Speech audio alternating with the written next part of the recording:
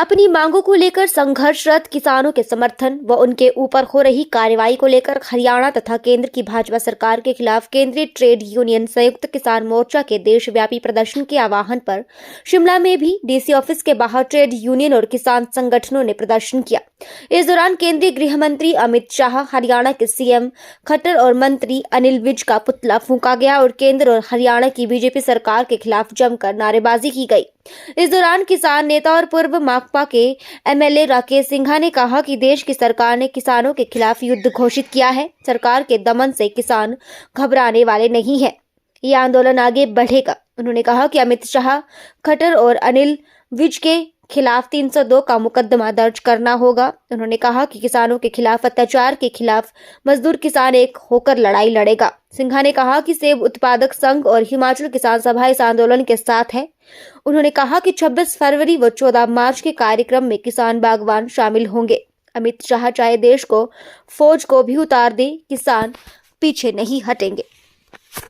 सरकार ने देश के समूचे किसान पर युद्ध घोषित किया है और हम भारत सरकार को स्पष्ट शब्दों में कहना चाहते हैं, आप जितना मर्जी दमन कर लो, ये जो समूचा किसान आंदोलन है ये आगे को बढ़ेगा और आगे बढ़ते हुए आज हम काला दिवस मनाते हुए हम मांग कर रहे हैं कि 302 का मुकदमा दायर करना होगा और वो 302 मुकदमा अमित शाह के खिलाफ होगा, खट्टर के खिलाफ होगा और अनिल विज के खिलाफ ये दायर करना होगा।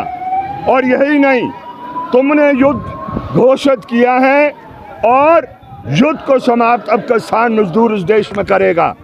ये भूल जाएं कि आप दमन के जरिए ये इस तरीके का व्यवहार किसानों के साथ करेंगे, ये हरगिज़ बर्दाश्त नहीं होगा।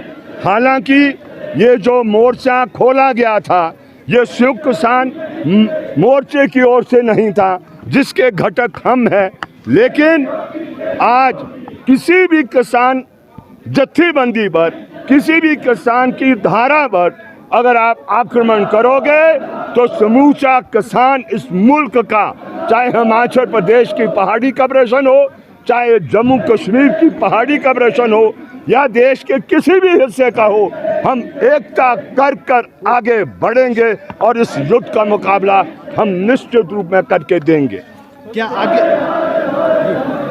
कार्यक्रम देख लिया है जो पिछले कल संयुक्त किसान मोर्चे ने डिक्लेयर किया है, सेब उत्पादक संघ और जो हिमाचल किसान सभा है वो उसका हिस्सा है और हमने कहा है कि इस लड़ाई को मिलकर मजदूर किसान लड़ेगा और जो भी 26 के कार्यक्रम में हम शामिल होंगे और 14 मार्च के कार्यक्रम में हम होंगे और 14 मार्च के बाद क्या तस्वीर इस मुल्क में बनेगी उसको हम 14 मार्च के बाद तय करेंगे। लेकिन आखिरी सांस तक, जब तक हमारे नसों में खून बहेगा, इस युद्ध के अंदर हम उतर गए हैं और ठीक जवाब सही समय पर हम भारत सरकार को देंगे। अमित शाह हिंदुस्तान की फौज को उतार दे, वो हिंदुस्तान के अर्थशास्त्र इसको पैरामिलिट्री फोर्स को उतार दे। लेकिन हम उनसे अपील करना चाहते हैं, आप भी किसान के बेटे हैं, किसान भाई भाई बनकर इस युद्ध को उनकी ओर मोड़ेगा जो देश का जो कॉरपोरेट घराना है और जो देश की ये जो राजशाही है उसके खिलाफ हम अपनी लड़ाई को करेंगे।